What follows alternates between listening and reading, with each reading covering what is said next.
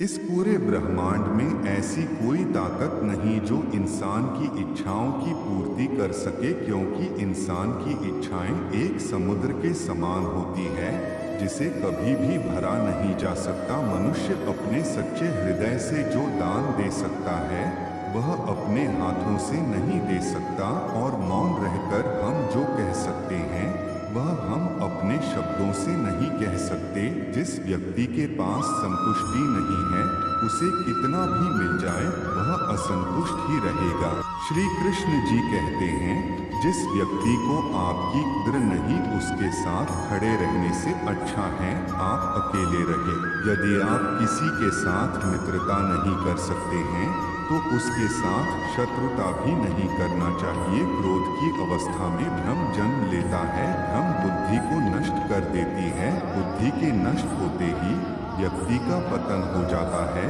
प्यार और तकदीर कभी साथ नहीं चलते, क्योंकि जो तकदीर में होते हैं उनसे कभी प्यार नहीं होता, और जिससे हमें प्यार हो जाता है वह तकदीर में नहीं होता। हर कीमती चीज को उठाने के लिए झुकना ही पड़ता है। माँ और पिता का आशीर्वाद भी इनमें से एक है। अगर व्यक्ति शिक्षा से पहले संस्कार, व्यापार से पहले व्यवहार और भगवान से पहले माता पिता को पहचान ले तो जिंदगी में कभी कोई कठिनाई नहीं आएगी। स्वार्थ से रिश्ते बनाने की कितनी भी कोशिश करें वो कभी नहीं बनते हैं, और प्रेम से बने रिश्तों को कितना भी तोड़ने की कोशिश करें वो कभी नहीं टूटते। जीवन में समय चाहे जैसा भी हो परिवार के साथ रहो, सुख हो तो बढ़ जाता है और दुख हो तो बढ़ जाता है। जब आप प्रभु के साथ जुड़ जाओगे तो आपकी परीक्षा आरंभ हो जाएगी। कुछ लोग इसे दुख समझते हैं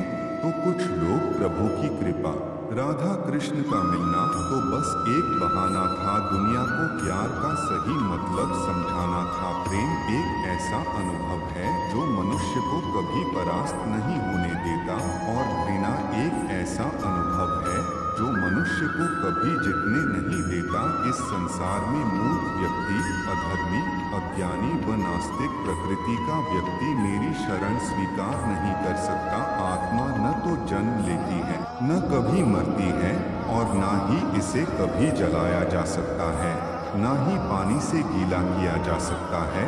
आत्मा अमर और अविनाशी है, उससे मत डरो जो वास्तविक नहीं है।